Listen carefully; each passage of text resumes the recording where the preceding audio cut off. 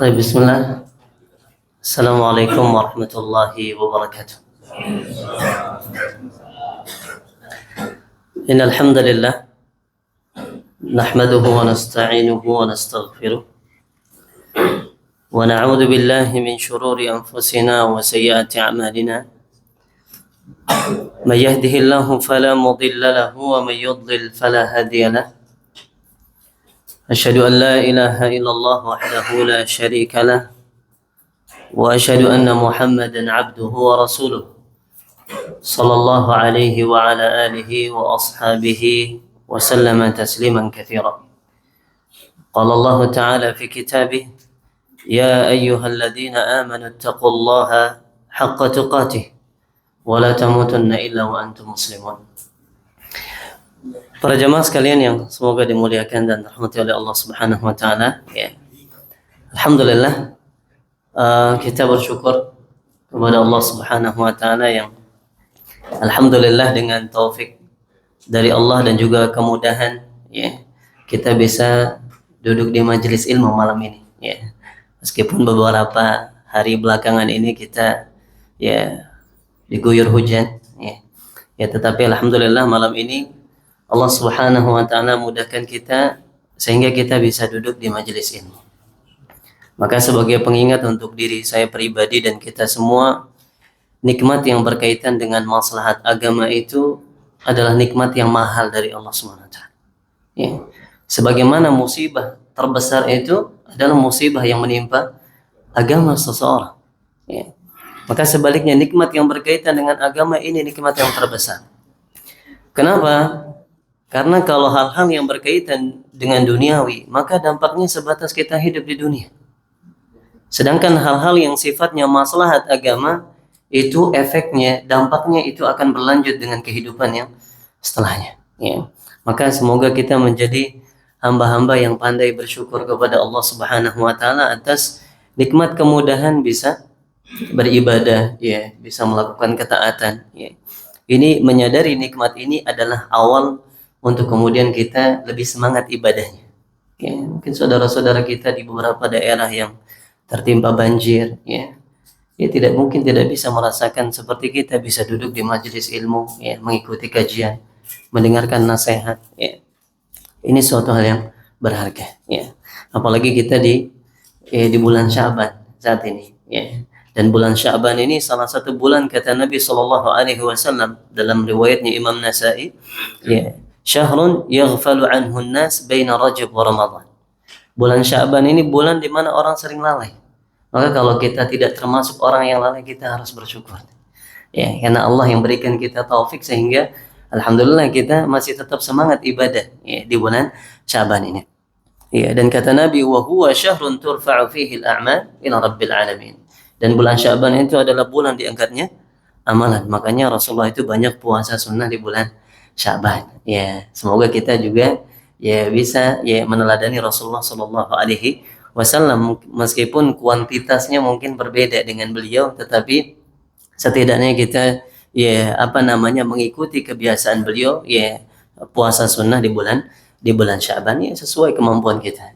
Kalau kita bisanya puasa Senin Kamis, ya kita puasa Senin Kamis. Kalau kita bisanya puasa Ayyamul Bid, ya, 3 hari di setiap pertengahan bulan, maka kita puasa Ayyamul Bid. Apa yang kita mampu, ya.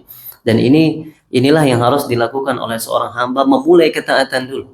Mulai kemudian berusaha untuk konsisten, nanti baru kemudian ditambah, ditingkatkan. Ya, kuantitasnya baru ditingkatkan. Baik, para jamaah sekalian yang semoga dimuliakan dan dirahmati oleh Allah Subhanahu wa taala, ya, setelah di pertemuan pertama kita membahas tentang muqaddimah, ya, pendahuluan tentang fikih, ya. Ya, kenapa kita harus belajar fikih, kenapa itu penting, kita sudah bahas di pertemuan, ya, yang pertama, dan beberapa hal yang berkaitan dengan muqaddimah, ya, pembukaan. Dan maka insyaallah pada malam hari ini kita akan mulai di bab pertama dari kitab Fikih Muyassar, karena insyaallah kita akan bahas di kajian fikih ini kitab Fikih Muyassar, ya, dan alhamdulillah sudah ada terjemahannya juga. Saya sengaja bawakan, semoga jamaah yang belum punya mungkin bisa ya punya ini kitabnya, ya. Tentu covernya beda-beda, ya. tergantung apa namanya yang menerbitkannya, beda-beda covernya. Cuman judulnya Fikih Muyassar, ditulis tim penyusunnya ada 4 profesor di situ. Ada Profesor Dr. Abdul Aziz, kemudian Abdul Karim, Abdullah bin Fahad, dan juga Faihan bin Syali Al-Mutairi. Ya, ini 4 profesor yang menyusun kitab Fikih Muyassar ini. Ya, maka ya semoga ini bisa menjadi salah satu dari buku yang ada di rumah kita, ya, sebagai salah satu sarana untuk kita menambah ilmu kita tentang fikih, sehingga ibadah kita sehari-hari, ya, sholat kita, wudhunya kita, ya, puasa kita dan zakat kita seterusnya itu berdasarkan ilmu. Ya, jadi tidak sekedar bara'atul dhimmah. Pernah dengar kata bara'atul dhimmah enggak? Ya, jemaah. Bara'atul dhimmah itu cuma sekedar menggugurkan kewajiban. Ya. Karena ada sebagian dari kita mungkin ada ibadah kita yang tanpa kita sadar kita cuma sekedar menggugurkan kewajiban. Contohnya seperti apa? Seperti orang yang sholat, ya, tetapi sepanjang sholatnya mungkin pikirannya kemana-mana. Ya, sholatnya mungkin sah, tetap menggugurkan kewajiban. Tetapi dapat pahala atau enggak ini perlu dipertanyakan. Ya, karena setiap dari kita yang sholat ini beda-beda pahalanya kan. Ya, mungkin para jamaah pernah mendengar hadis, ada yang mendapatkan pahala 1/5, 1/10, ya, beda-beda pahala kita. Ya, maka kita berharap dengan kita belajar fikih ini, maka amaliyah, amalan kita sehari-hari, ibadah kita, interaksi kita itu bisa lebih berkualitas dari sisi pahalanya. Ini yang kita harapkan. Ya. Baik, kita akan bahas tentang bab pertama, yaitu tentang kitab at-taharah. Ya, pembahasan tentang bersuci. Kenapa para ulama fikih membahas di setiap kitab-kitab mereka mendahulukan tentang bersuci atau taharah? Karena ya, pembahasan fikih yang paling utama, ya, atau ibadah yang berkaitan dengan Rabb, ya, selain akidah, ya, yang paling utama itu adalah sholat. Ya, makanya rukun Islam yang kedua itu adalah sholat. Yang pertamanya itu syahadatain, itu berkaitannya dengan pembahasan akidah, pembahasan tentang iman. Yang keduanya adalah sholat. Ini yang terpenting. Makanya dikatakan sebagai tiangnya agama. Ya, tiangnya agama kita adalah sholat. Nah, karena sholat ini tidak akan sah kecuali dengan syarat-syarat, yang salah satu syarat yang ketat di situ adalah masalah bersuci ini, maka para ulama mendahulukan pembahasan tentang bersuci. Kenapa? Kata mereka karena syarat harus didahulukan dibandingkan sesuatu yang, ya, disyaratkan, ya, sesuatu yang memiliki syarat tersebut. Ya, ini kan sholat. Sholat punya syarat. Syaratnya apa? Salah satunya bersuci. Maka bersucinya dulu yang dibahas, baru sholatnya. Biar apa? Biar sholatnya benar. Ya, makanya kita lihat mereka bahas dulu tentang taharah, padahal tidak ada di rukun Islam itu tentang taharah, bersuci. Ya. Tetapi karena dia syarat dari salah satu rukun Islam yang terpenting, yaitu sholat, maka dibahaslah dia terlebih dahulu oleh para ulama. Ya. Taib itu alasannya. Taib, beliau mengatakan di sini pembahasan pertama, pembahasan tentang ta'rif at-taharah, ya, definisi bersuci, ya, taharah, kemudian penjelasan tentang pentingnya taharah dan jenis-jenisnya. Yang pertama tentang pentingnya taharah, ya. Pentingnya taharah, beliau mengatakan di sini at-taharatu hiya miftahus shalah. Taharah itu adalah kuncinya salat. Ya, maka kalau taharah kita sudah benar, maka itu akan berpengaruh pada kualitas ibadah salat kita. Ya. Makanya di pertemuan awal itu kita sudah sebutkan, barang siapa yang wudu seperti wudunya Rasulullah sallallahu alaihi wasallam, kata Utsman bin Affan, man tawadda'a nahwa wudu'i hadza ghufira lahu ma taqaddama min dhanbi. Ya, kata Utsman setelah mencontohkan wudunya Rasulullah sallallahu alaihi wasallam di hadapan beberapa sahabat dan juga tabi'in saat itu, beliau mengatakan, ya, Rasulullah sallallahu alaihi wasallam setelah berwudu itu kemudian bersabda, barang siapa yang berwudu seperti wuduku ini, maka akan diampuni apa yang telah berlalu dari dosa-dosanya. Ya, dan banyak hadis-hadis, dalil-dalil yang menunjukkan tentang, ya, keutamaan kita menyempurnakan wudu sebelum kita melakukan ibadah salat. Ya. Maka, ya, semoga dengan kita belajar ini kita punya porsi perhatian lebih nih masalah wudhu. Ya, karena kalau kita mungkin karena sudah terlalu sering wudhu, akhirnya terkadang wudhunya seadanya saja gitu kan. Ya, yang awal-awal ketika semangat belajar itu wudhunya masya Allah, ya, berusaha airnya tidak berlebihan gitu kan. Ya, berusaha untuk membasuhnya 3 kali dengan rapi. Lama kelamaan akhirnya yang penting dibasuh, yang penting diusap, yang penting selesai gitu kan. ya. Tetapi harapannya tadi ketika kita belajar ini kita berharap ada porsi perhatian khusus masalah wudhu kita karena dia akan berpengaruh pada kualitas ibadah salat kita. Wa akadu syurutiha, dan taharah itu bersuci itu adalah syarat yang paling ditekankan di dalam salat, dan syarat itu lebih diutamakan dari sesuatu yang memiliki syarat tersebut. Maksudnya taharah itu harus diutamakan daripada salat yang syaratnya tadi taharah. Ya. Ini yang kita sebutkan tadi. Kemudian beliau menjelaskan, dan taharah itu dibagi menjadi dua oleh para ulama. Ya, ada dua jenis taharah. Yang pertama disebut dengan taharah ma'nawi atau suci secara maknawi. Maknawi maksudnya apa di sini? Secara hatinya, dalam sesuatu yang tidak terlihat. Makanya disebut dengan maknawi. Ya. Dan di sini yang dimaksud dengan suci secara maknawi, kata beliau, taharatul qalbi minasyirki wal ma'asi. Ya, sucinya hati dari perbuatan syirik dan maksiat. Ya, ini bukan pembahasannya di fikih sebenarnya. Detailnya nanti pembahasannya di pembahasan tentang akidah, iman. Ya. Tetapi kenapa ini disinggung oleh beliau, ya, penulis dan juga beberapa ulama fikih? Kenapa disinggung? Karena ini juga berkaitan juga dengan bagaimana kalau misalnya seorang kafir itu sholat, seorang yang belum masuk Islam itu ternyata melakukan suatu ibadah, apakah diterima meskipun dia berwudu? Ini kan berkaitan di sini. Baik. Jadi kata beliau di sini bahkan wahiyya ahammu min taharatil badan, dan yang perlu kita ketahui bahwasanya sucinya hati dari kesyirikan ini lebih penting dibandingkan sucinya badan dari kotoran ataupun najis. Makanya semoga kita yang di sini hadir di kajian malam ini juga punya porsi khusus untuk kita mengkaji permasalahan-permasalahan akidah, akidah tazkiyatun nufus, pensucian jiwa, bagaimana agar hati kita ini bersih dari kesyirikan dan juga dosa-dosa. Kenapa? Karena nanti ketika kita menghadap Allah Subhanahu wa taala, nasib kita itu tergantung bagaimana kondisi hati kita. Makanya Allah berfirman, illa man atallaha biqalbin salim. Kecuali yang datang bertemu dengan Allah dengan hati yang selamat, dialah yang akan selamat nanti di akhirat. Jadi porsinya harus tadi diutamakan sucinya hati kita, suci secara manawi. Kenapa? Karena orang kafir itu najis. Orang kafir, orang musyrik itu najis.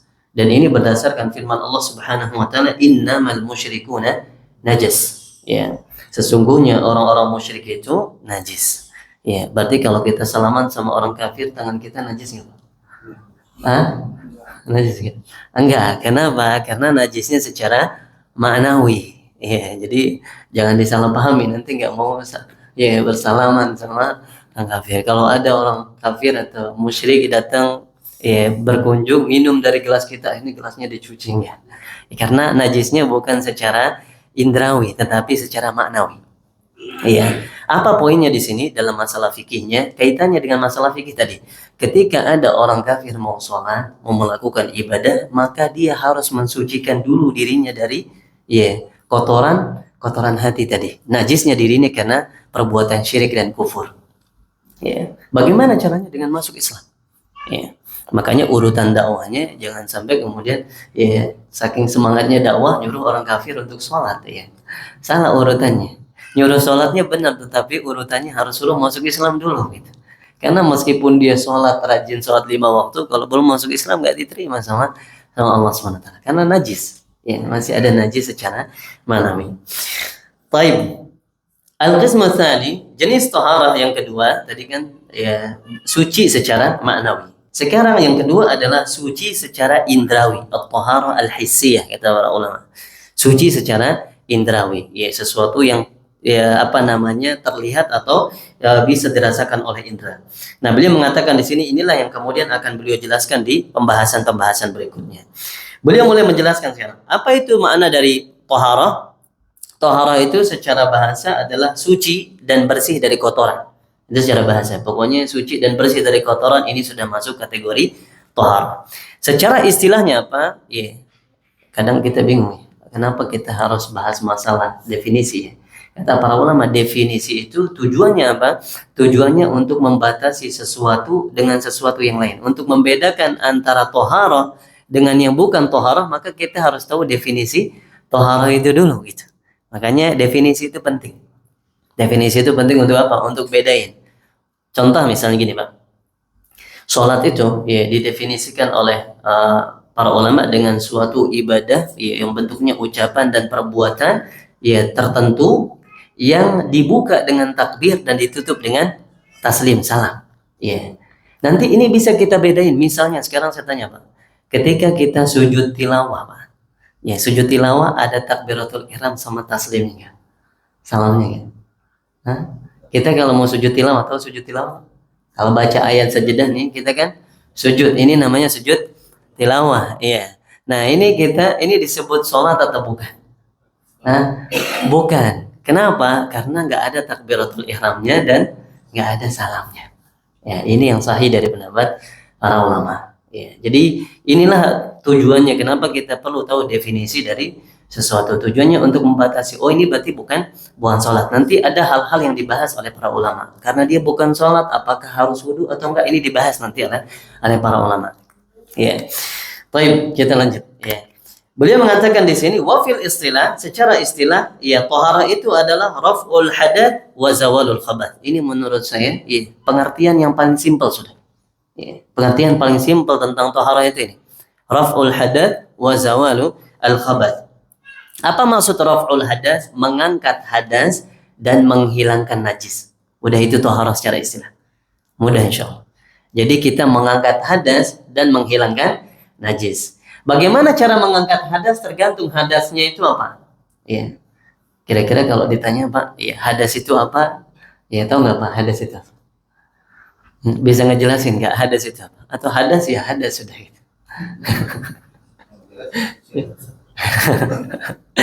Hadas itu apa? Hadas itu adalah sifat yang melekat pada badan. Ya, secara hukum dia nggak kelihatan, tapi sifat yang melekat pada badan yang membuat kita tidak bisa melakukan ibadah sholat dan ibadah-ibadah yang syaratnya harus toharah. Ya. Jadi hadas itu adalah sesuatu sifat yang melekat pada badan kita, dia nggak kelihatan memang, tetapi dia sifat yang melekat ya, yang membuat kita terhalang dari ibadah sholat dan juga ibadah-ibadah yang syaratnya harus toharah. Seperti apa? Selain sholat yang harus toharah apa ibadah? Tawaf, ahsan. Ya. Seperti tawaf. Tawaf kan harus suci dulu, harus berwudu dulu baru tawaf. Ya. Nah, inilah yang disebut dengan hadas. Jadi dia memang nggak kelihatan, tetapi dia bisa diketahui ada atau enggak. Bagaimana cara mengetahuinya? Tadi dengan kita mempelajari apa aja sebab-sebab kita berhadas. Kalau hadas kecil kan jelas. Kalau kita kentut, ya. Kalau kita buang air, ini kan hadas, ya. Bisa diketahui dengan kita pelajari. Tetapi kalau dilihat memang nggak kelihatan Pak. Makanya teman kita kalau lagi nggak suci, maksudnya lagi nggak berhadas, lagi tidak dalam kondisi wudhu, kita nggak tahu gitu. Karena dia nggak kelihatan. Tapi bisa diketahui dari tadi tanda-tandanya. Kalau hadas kecil tadi tanda-tandanya berarti melakukan pembatal-pembatal wudhu yang batal-batalin wudhu. Ya. Kalau hadas besar berarti ya seperti misalnya janabah, junub, ya. Atau misalnya kalau wanita haid, nifas, ya ini tandanya dia hadas besar. Meskipun nggak kelihatan hadas ini, tetapi bisa diketahui dari tanda-tanda yang diajarkan di dalam syariat. Ya. Paham Pak? Insya Allah mana hadas ya. Ya. Baik. Nah, jadi tohara itu adalah kita mengangkat hadas ini. Bagaimana cara mengangkatnya tergantung. Ya, kalau hadasnya kecil, berarti cara mengangkatnya gimana? Hadas kecil dengan berwudu. Kalau hadas besar dengan mandi. Ya. Dan ini dua-duanya sarananya adalah air. Ya, makanya nanti kemudian kenapa air dibahas? Karena dia adalah sarana inti di dalam bersuci. Ya, makanya para ulama, makanya kita lihat Masya Allah luar biasa. Ya, ulama-ulama kita itu di dalam agama Islam luar biasa. Ya, menyusun ilmu itu luar biasa.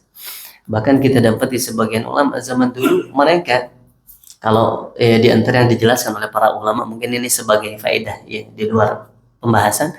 Kalau ulama dulu mereka saking luar biasanya mereka bisa nulis ya kitab apa namanya muqaddimah, pembukaan sama apa namanya daftar isi, kemudian baru mengisi setelahnya isian dari kitabnya. Jadi mereka sudah tahu apa yang akan mereka isi. Ya. Kalau ulama ya zaman sekarang harus ngelihat dulu, ditulis dulu semuanya, kemudian dicek, baru kemudian dibuatkan daftar isi biar tersusun rapi. Ya. Tertata, masya Allah, luar biasa. Baik. Wazawalul khabat. Apa yang dimaksud dengan khabat di sini adalah najis dan menghilangkan najis. Jadi kalau kita mau sah ibadahnya, berarti kita harus mengangkat hadas dan menghilangkan najis. Ya. Kalau kita mau sholatnya sah, Pak, tawafnya sah, ya, maka kita harus pastikan kita tidak berhadas dan kita tidak ada najisnya.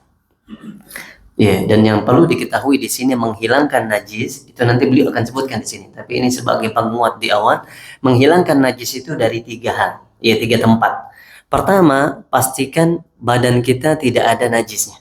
Ya, misalnya contoh ya, kita tanpa sengaja kecipratan ya air kencing kita misalnya. Maka pastikan kita sudah bersihkan bekas cipratan tadi. Ya, misalnya di kaki, kita bersihkan, kita guyur, bersihkan. Atau misalnya kita ya sempat terkena kotoran yang najis di tangan kita, maka pastikan sudah disucikan. Ini yang pertama. Jadi menghilangkan najis pertama dari badan kita. Yang kedua, menghilangkan najis dari pakaian. Ya, jadi pakaian yang kita gunakan untuk sholat ini harus dipastikan dia tidak terkontaminasi najis. Ya, makanya kalau mungkin punya anak kecil, ya kemudian tiba-tiba ya pas digendong ternyata pipis, ya karena kena air kencing, maka pastikan dulu ini dibersihkan, ganti pakai pakaian yang bersih, karena air kencing anak kecil pun juga najis. Ya meskipun nanti ada pembahasan detailnya. Ya, ada pembahasan detailnya tentang anak kecil, laki-laki dan perempuan nanti dibahas insya Allah.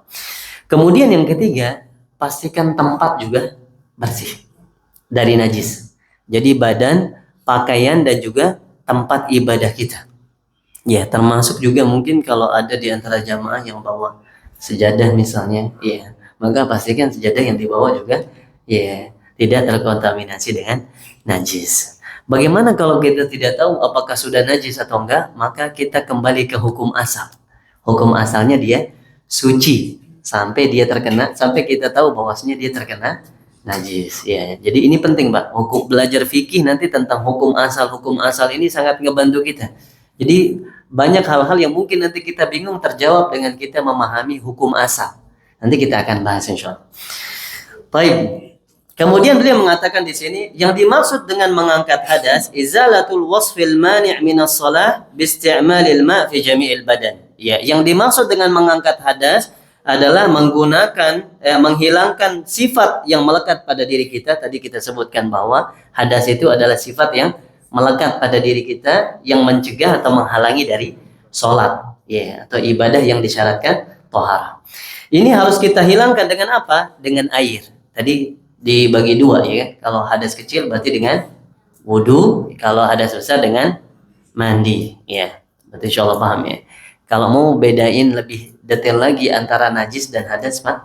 Kalau hadas itu dia cuma di badan. Nggak ada baju dikatakan baju ini berhadas, nggak ada. Ya, nggak ada tempat ini dikatakan ini tempat ini berhadas, nggak ada.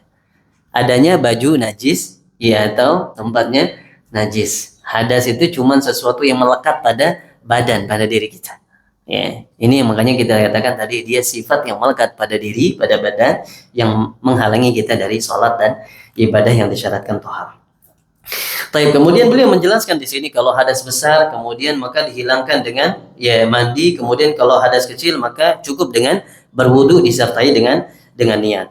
Kemudian beliau mengatakan wa in fuqidal ma'u aw ajiza anhu ista'mala ma yanubu anhu. Perhatikan, beliau mengatakan di sini kalau misalnya nggak ada air, tadi kita sudah katakan bahwa sarana untuk bersuci inti itu adalah dengan menggunakan air. Ya, sarananya air.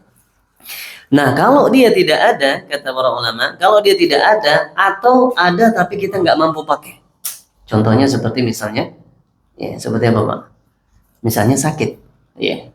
Misalnya ada orang sakit dan nggak boleh kena air, ya. Maka apa di antara bentuk ya hebatnya syariat yang dibawa oleh Nabi SAW, ya maka boleh diganti dengan ya yang lain. Apa itu? Diganti dengan ya melakukan tayamum dengan debu.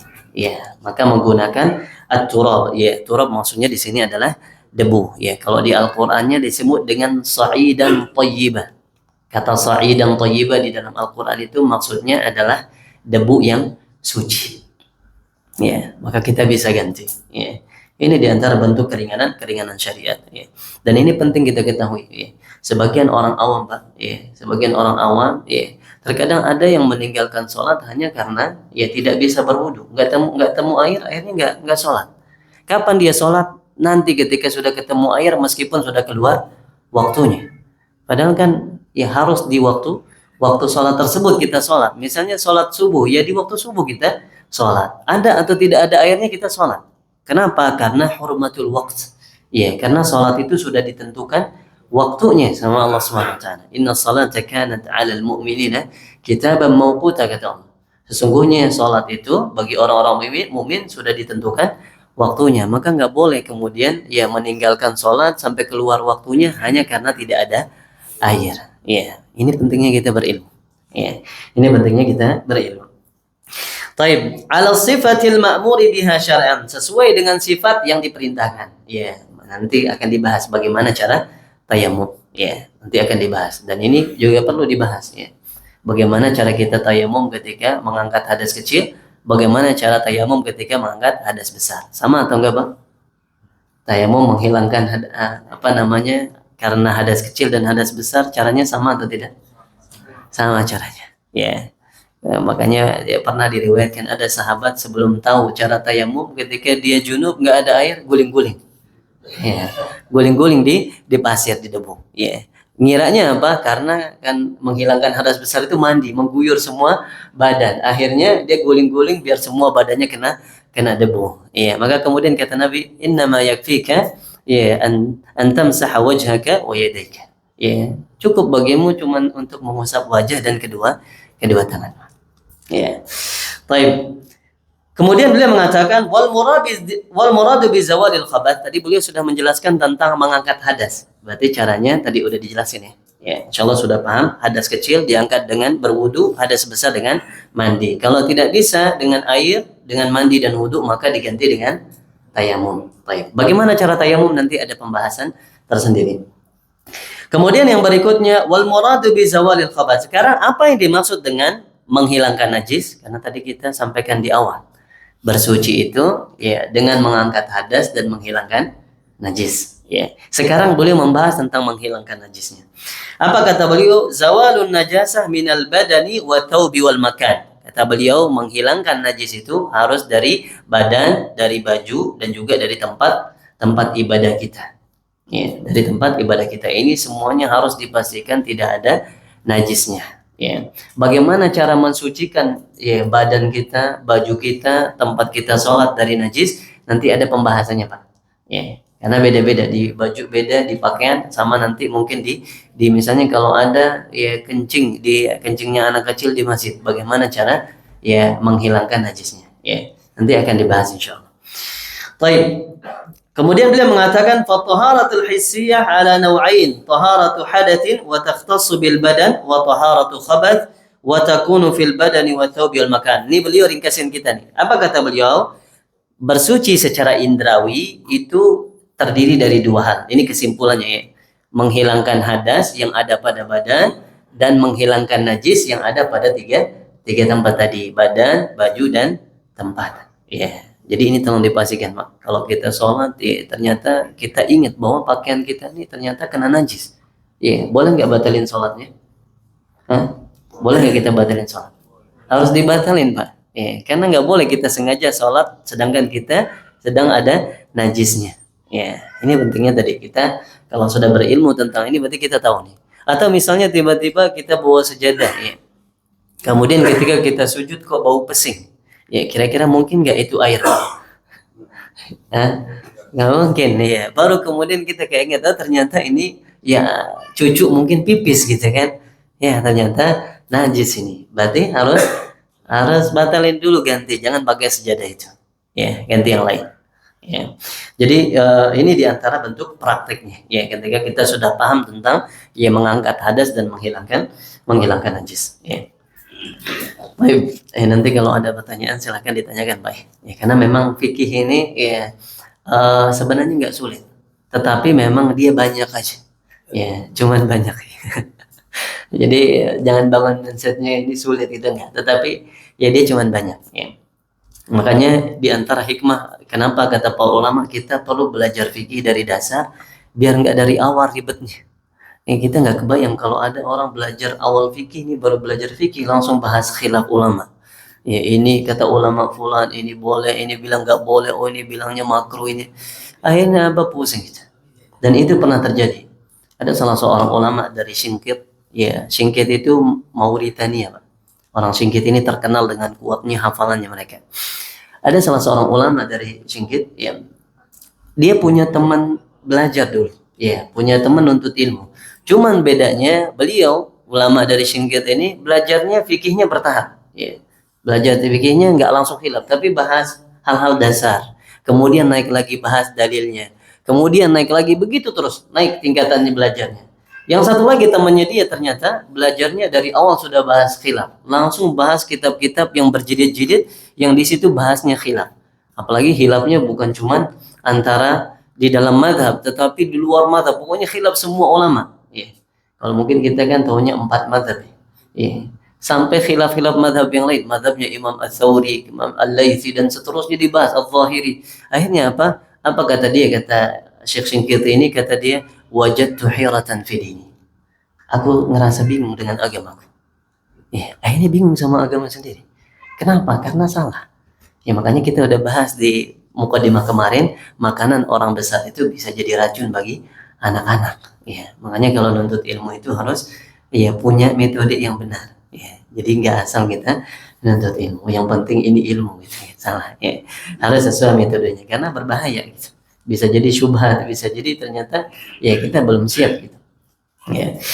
Baik, kita lanjutkan insyaallah. Kemudian beliau mengatakan tentang hadas di sini bahwasanya hadas itu hadas kecil dan hadas besar ini sudah kita bahas juga. Masalah yang berikutnya atau pembahasan yang berikutnya al-ma'ul ladzi tahsulu bihi thahar. Sekarang beliau bahas air yang menjadi sarana untuk bersuci. Sarana bersuci mengangkat hadas dan menghilangkan najis. Dua-duanya sarana utamanya adalah air. Entah itu mengangkat hadas dengan wudu dan mandi ataupun menghilangkan najis, dua-duanya sarananya air. Ya. Baik. Beliau mengatakan di sini at-taharatu tahtaju ila syai'in yutatahharu bihi. Ya, bersuci itu membutuhkan sesuatu yang bisa digunakan untuk bersuci. Ya. Nah, mungkin tiba-tiba suci tanpa ada sesuatu yang digunakan untuk mensucikan gitu kan. Yuzalu bihi najas wa yurfa'u bihi al-hadath wa huwa al-ma. Yang dengannya hadas itu diangkat dan najis dihilangkan. Apa itu? Dengan air kata beliau. Tadi kita sudah sebutkan. Wal ma'ul ladzi tahsulu bihi at-taharah huwal ma'ut tahur. Ini jadi catatan pertama. Bahwasanya air yang bisa digunakan untuk bersuci yaitu mengangkat hadas dan menghilangkan najis adalah air yang disebut oleh para ulama dengan istilah at-tahur. Air tahur. Tahur itu apa? Dia suci dan dia bisa mensucikan. Iya. Karena air itu ada 3 jenis, nanti akan dibahas di sini. Air itu ada 3 jenis. Yang pertama tahur, suci dan bisa digunakan untuk mensucikan. Ya, inilah asal dari air. Asal dari air itu ini.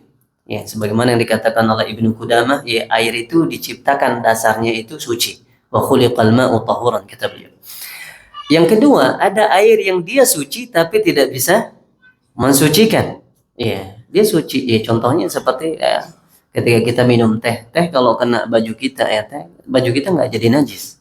Ya. Kenapa? Karena dia suci. Cuman apakah teh bisa digunakan buat berwudu? Nggak bisa. Ya, karena dia statusnya cuman tohir. Cuman suci tetapi tidak bisa mensucikan. Kemudian yang ketiga, inilah yang disebut dengan air najis. Ya, air yang sudah terkontaminasi oleh najis. Ya, nah ini bermasalah nih. Kalau terkena baju, ya terkena badan, maka akan menjadi najis. Harus dihilangkan dulu. Ya, paham insyaallah bedanya Pak ya? Ya antara yang suci dengan yang najis. Kalau suci mensucikan insyaallah jelas. Ya, air hujan, ya air yang diturunkan oleh Allah Subhanahu wa taala seperti air hujan, air embun, ya. Ini semuanya suci. Ataupun yang dikeluarkan dari bumi, ya seperti air sungai, air sumur, air laut, ini semuanya suci. Nanti akan dibahas contoh-contohnya. Tetapi tadi air yang suci tidak bisa mensucikan, ini biasanya air yang sudah bercampur. Ya, sudah berubah namanya, bukan lagi air doang, tetapi udah jadi teh, udah jadi kopi, udah jadi jus, ya, udah jadi kuah, ya.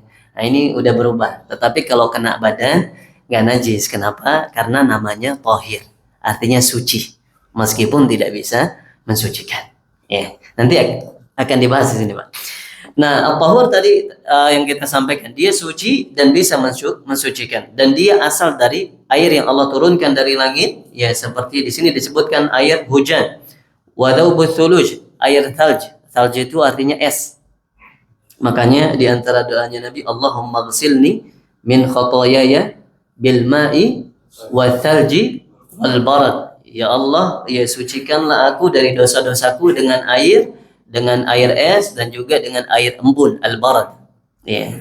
Berarti kalau kita uduk pakai es batu boleh nggak Pak? Hah? Misalnya ada es batu nih, ya. Kita pakai buat berwudu boleh nggak Pak? Hah? Hah?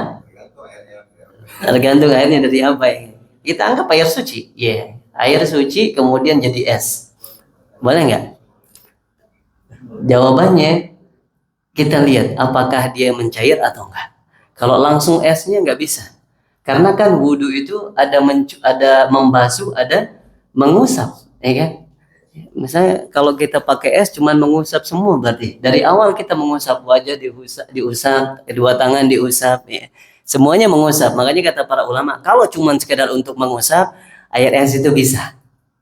Tetapi untuk ya, membasuh nggak bisa. Berarti nggak bisa digunakan untuk berwudhu sampai dia mencair.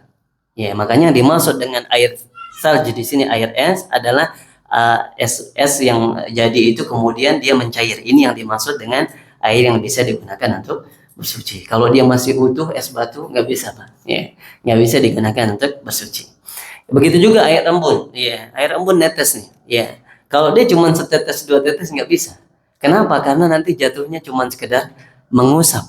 Ya, padahal kita dituntut untuk membasuh juga, bukan cuma mengusap. Makanya harus menyatu dulu nih air embun ini misalnya berasal dari wadah yang sudah kita sediakan.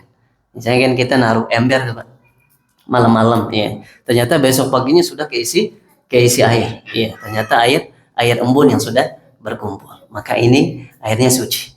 Ya, selama bisa digunakan untuk membasuh. Baik, kita lanjut.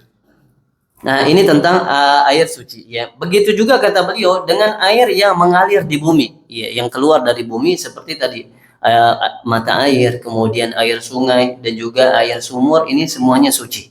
Intinya dasar air yang turun dari langit dan mengalir di muka bumi ini semuanya suci. Dan jangan dipahami di sini suci dalam arti harus ya nyaman untuk kita gunakan. Ini dua hal yang berbeda ya. Antara bisa digunakan dengan nyaman untuk digunakan dua hal yang berbeda. Contoh nih Pak, saya kasih contoh. Kira-kira lebih nyaman mana Pak? Kita wudhu dengan air sumur di rumah kita atau air bor ya, atau dengan air laut Pak? Hah? Air bor lah. Kenapa? Karena air laut itu asin. Pasti ketika kumur-kumur kita nggak nyaman. Tetapi bisa nggak digunakan untuk bersuci? Bisa. Ya. Jadi kita menilai air itu bersih atau enggak bukan dari sisi kenyamanan kita, ya, tetapi dari sisi dalilnya.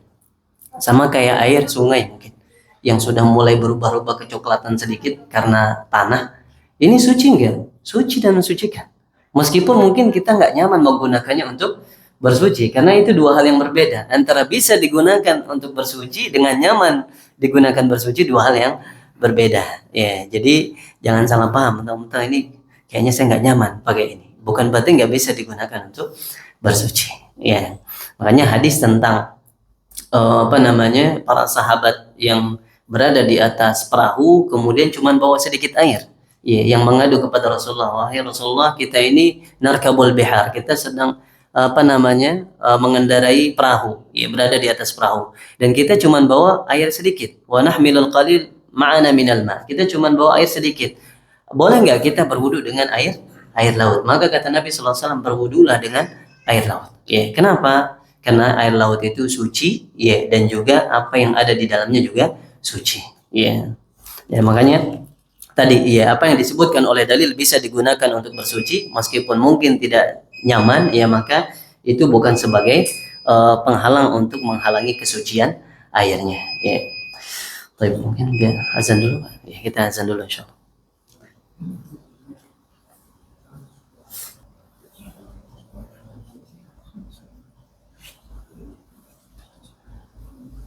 Baik, kita lanjut sedikit dulu. Ya nanti kalau ada pertanyaan kita ke sesi tanya jawab. Kalau nggak ada pertanyaan kita akan lanjut lagi insyaallah. Ya.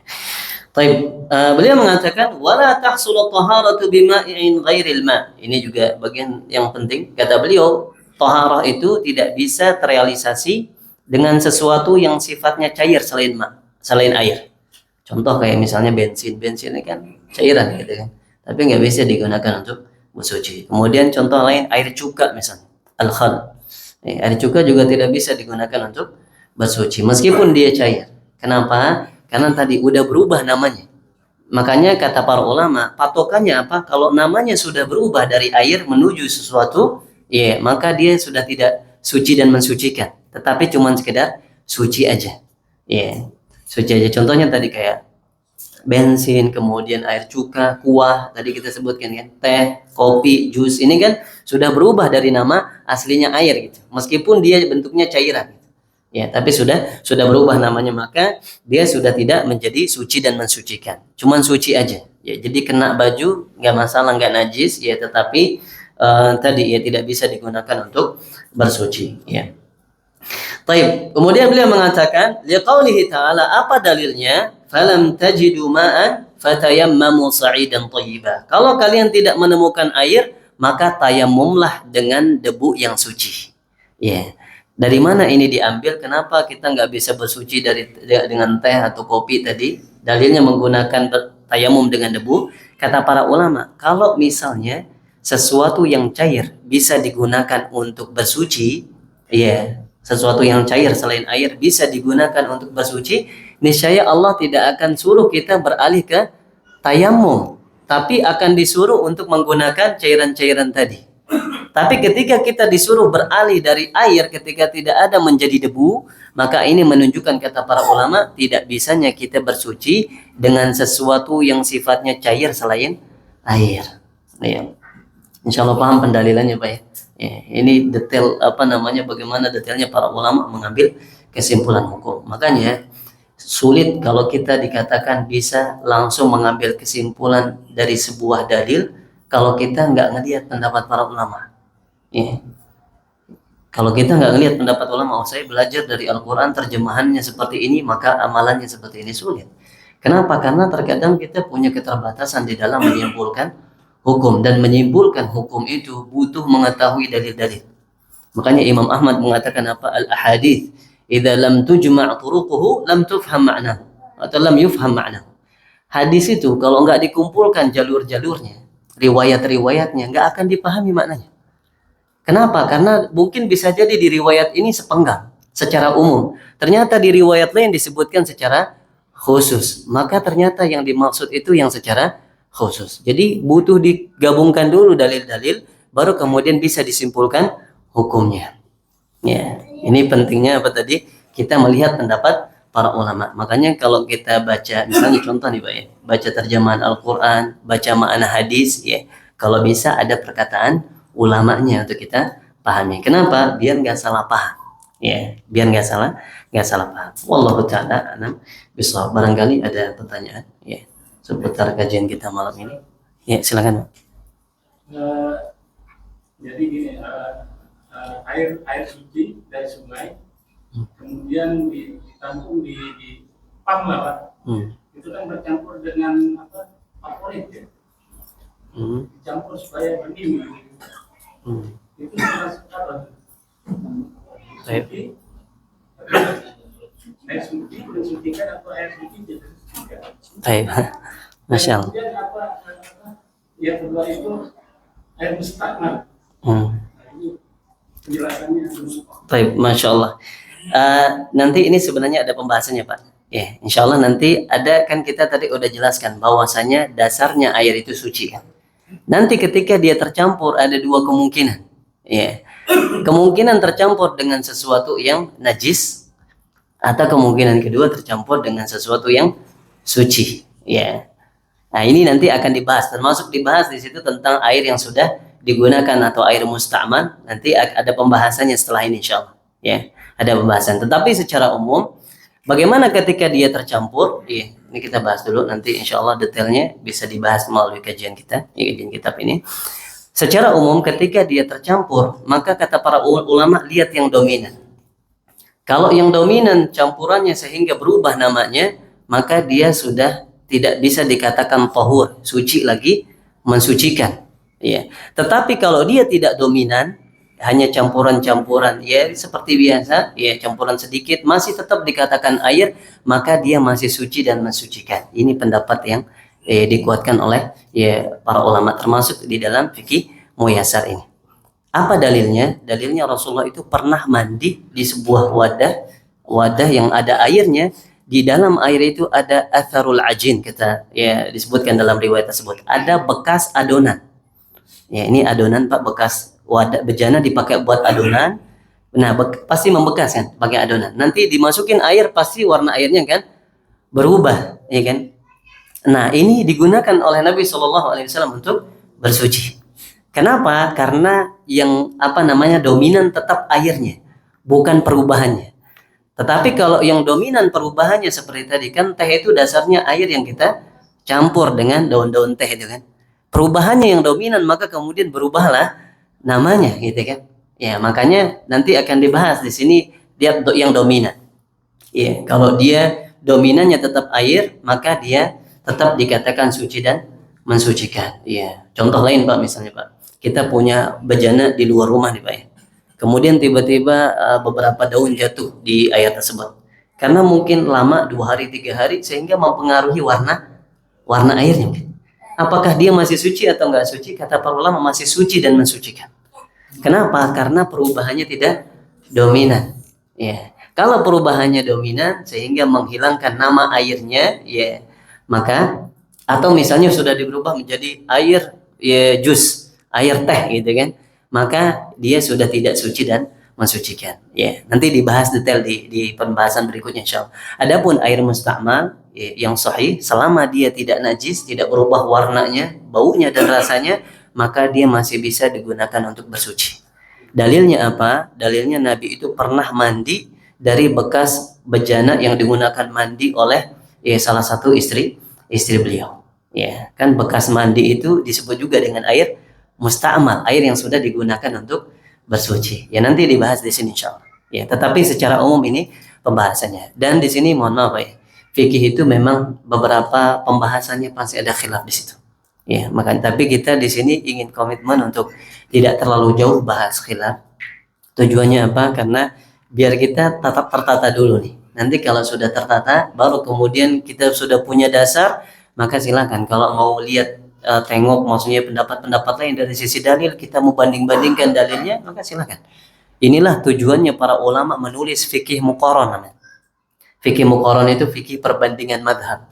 Imam Nawawi punya fikih syarah Majmu' Syarhul Muhadzab itu berjilid-jilid. Bahkan beliau meninggal sebelum menyelesaikan kitab tersebut. Ya, kemudian diselesaikan oleh beberapa salah seorang ulama ya, setelah beberapa zaman dari beliau. Ya, kemudian diselesaikan lagi oleh orang ketiga. Jadi 3 yang nulis dia. Yang menyempurnakan Majmu' Syarhul Muhadzab itu ada 3 ulama gitu. Kemudian Ibnu Qudamah juga punya kitab Al-Mughni namanya. Itu juga fikih muqaran perbandingan madzhab. Tapi silakan nanti itu tahap berikutnya. Biar kita tidak bingung di dalam beramal. Karena tujuan kita belajar fikih bukan untuk nimbang-nimbang seperti itu, tapi untuk bekal kita beramal soleh. Oh ini dalilnya, maka kita beramal sesuai dalil ini. Tentu tanpa menyampingkan perkataan ulama. Karena sekali lagi tadi seperti yang Anda sampaikan, kita butuh ilmu istinbatnya para ulama. Dan ulama itu kalau udah ngambil kesimpulan hukum itu dalam biasanya. Ya, itu dalam. Yang kita nggak bisa nih. Ya, orang-orang seperti kita yang baru-baru ngaji atau udah lama ngaji, tapi mungkin belum bertahap ilmunya, sulit untuk menyimpulkan hukum tersebut. Ya, makanya kita pelan-pelan belajar. Ya, semoga sekali lagi tujuan kita belajar fikih ini untuk membenahi ibadah kita. Ya, untuk membenahi ibadah kita biar lebih berkualitas. Ya, wallahu taala alam bisawab. Ada pertanyaan lain? Oh, pertanyaan terakhir kalau ada. Ya, mengenai najis tadi Pak Ustaz. Kan tadi misalnya kita sujud kemudian ada bau senyaga gitu yang bau besi. Sholat itu masalah sunnah kita. Di pada saat kita sujud, ya, rasa bau, kita pindah lanjut sholat mereka seperti itu tanpa merubah karena ibadah kita kan, hanya bau saja gitu kan. Ternyata ini bau biasa kita gunakan lagi, boleh kan begitu. Ini lagi sholat kita di rumah dan sholat sunnah. Baik. Dasarnya ada dalil yang menjelaskan bahwasanya Rasulullah SAW itu pernah sholat menggunakan alas kaki yang ada najisnya. Kemudian diberitahukan kepada beliau bahwa ini ada najisnya, maka kemudian dibuang oleh Nabi SAW. Kalau kita lihat dari hadis ini, maka bisa saja selama najisnya itu tidak sifatnya menempel. Ya, kadang ada najis yang sifatnya basah. Karena kalau najis yang basah itu dia akan mempengaruhi kita juga ikut najis. Contoh misalnya, mohon maaf, tadi sejadahnya bau pesing, tapi masih basah-basah. Ini kan baru-baru berarti kan. Nah kalau dia basah maka kita terkena najis. Yang nggak terkena najis itu kalau dia sudah kering, ya maka kita bisa berpindah. Tapi kalau masalah pakaian ini nggak bisa kan, kita kemudian buka baju, kemudian pasang lagi, kemudian lanjut sholat. Ya, tetapi kalau masalah seperti tempat sholat tadi, kita bisa bergeser dengan dalil tadi. Rasulullah pernah menggunakan alas kaki yang ada najisnya, kemudian dilepas oleh Nabi SAW, kemudian melanjutkan sholatnya. Ya, wallahu ta'ala alam bisawab. Dan perkaranya luas kalau dalam masalah sholat sunnah. Ya. Karena sholat sunnah itu menurut pendapat yang kuat masih bisa dibatalin. Ya, sama kayak puasa sunnah, kita mau batalin di tengah jalan nggak apa-apa. Tapi kalau yang wajib, sholat wajib ini kan nggak boleh tanpa ada alasan yang bisa diterima atau udzur yang syar'i. Wallahu ta'ala alam bisawab. Ya, mungkin itu Pak ya. Semoga menjawab. Ya. Cukup Pak, insyaallah. Baik, mungkin itu yang bisa disampaikan. Insyaallah di pembahasan berikutnya jika tidak ada halangan, kita akan bahas tentang 3 jenis air di situ, tentang air yang bercampur dengan najis, air yang bercampur dengan sesuatu yang suci, dan kemudian air musta'mal.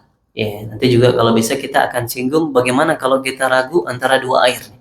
Yang satu kita yakin salah satu dari 2 air ini najis, tapi kita nggak tahu yang mana. Ya, apa yang harus kita lakukan? Apakah kita tetap berwudu dengan salah satunya atau dengan keduanya, atau kita tayamum atau seperti apa? Itu juga nanti akan kita singgung insyaallah taala.